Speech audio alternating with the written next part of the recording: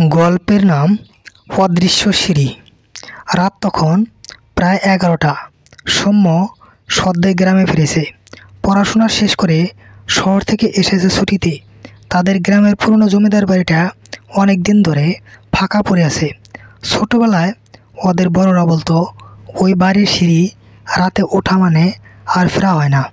কিন্তু আজ সৌম্যের মাথায় শয়তানি চাপলো। আপনারা দেখছেন দ্য ব্লগার ম্যান। ভ্রমণ, দৈনন্দিন জীবন আর মজার অভিজ্ঞতার গল্প পেতে এখনই চ্যানেলটি সাবস্ক্রাইব করুন।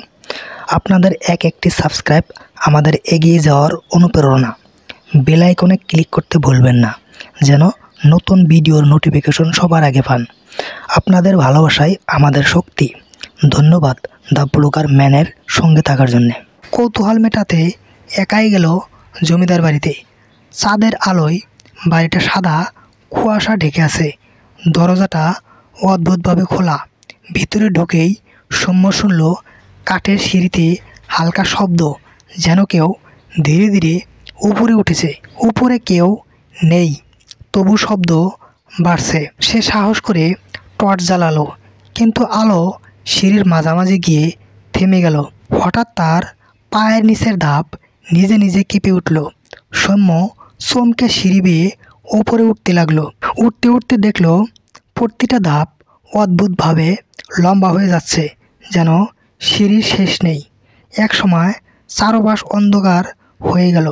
পিছনে তাকাতে দেখলো নিচের দরজাটা নেই, শুধু গভীর অন্ধকার গর্ত।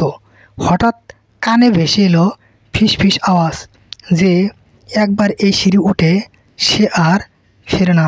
সৌম্য দৌড়াতে শুরু করলো, কিন্তু ধাপগুলো একটার পর একটা মিলিয়ে যেতে লাগলো।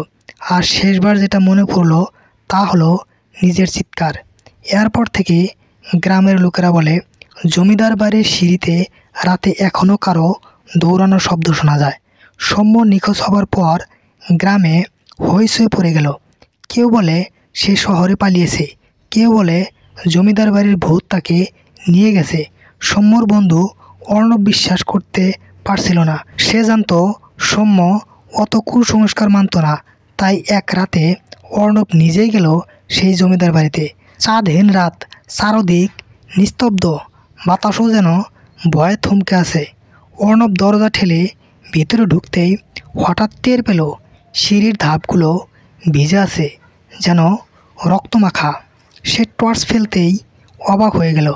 ধাপে ধাপে শুকনো লালচে দাগ, যেন কারো হাতের ছাপ। আর উপরে অল্প আলো জ্বলছে, ঠিক যেন কেউ সেখানে দাঁড়িয়ে আছে। সৌম্য, তুই আসিস? অর্ণব ডাক দিল। কোনো উত্তর নেই, শুধু ধীর কণ্ঠে ভেসে হলো, উঠে আয়। শব্দটা সৌম্যর মতো শোনালেও কেমন যেন ঠান্ডা, প্রাণহীন। অর্ণব ভয় সামলিয়ে সিঁড়ি বেয়ে উঠতে শুরু করলো। হঠাৎ দেখলো প্রতিটা ধাপের পাশে ঝুলছে ছায়ের মতো হাত।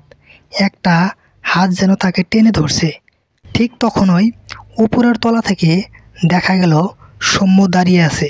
তার চোখ দুটো অস্বাভাবিকভাবে লাল জ্বলছে। সে ঠান্ডা গলায় বলল, এই সিঁড়ি এখন আমার, এবার তুই আসবি আমার সাথে। অর্ণব দৌড়ে পালাতে চাইলে সিঁড়ির নিচে দরজাটা মিলিয়ে গেল। চারদিকে শুধু অন্ধকার আর সেই ফিসফিস, একবার উঠলে আর ফেরা নেই।